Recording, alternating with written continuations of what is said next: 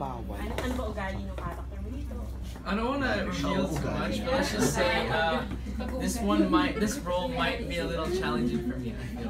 So that's all I'll say on that. Ano po, magnanakaw ng puso. Okay na po ba daw description yun? Very na po ba? Double meaning. Parang bang heartbreaker ang dating mo dito?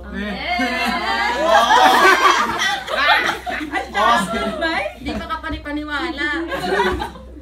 Pero masipag at madiskarte pa ako dito. Ako naman po, ang forever beauty queen ng Quiapo.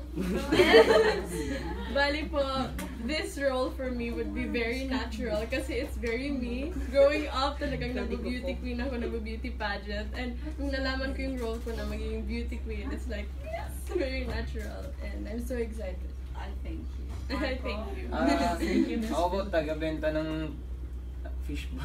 Hindi ba? Hindi, ano po, actually, sobrang saya na ganun yung role ko kasi masayahin, kaya feeling ko ganun po.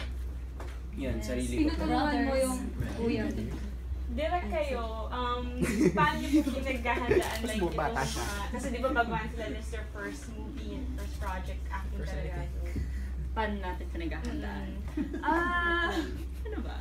Then, inisip namin kung paano pa natin sila, paano ma-bring out yung best nila na kung ano yung minahal sa kanila ng mga tao. So, tinatry namin i-incorporate sa movie na to para natural na, tapos mas magiging kamahal-mahal pa sila.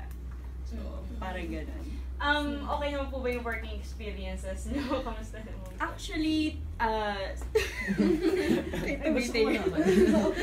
hindi pa kami actually nag-work for the movie, pero nagkasama-sama kami sa isang workshop.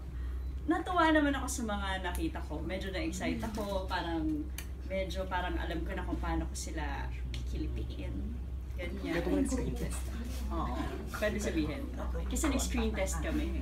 So, nag-screen test kami by pairs, by threes. So, nag-work siya actually. So, sobrang excited kami na mapakita sa inyo kung paano sila as actors. Para tinry niyo rin po Maymay and Marco and then Kisses with Edward. Gano'n. Kasi di ba mix love squares nila. sa screen test.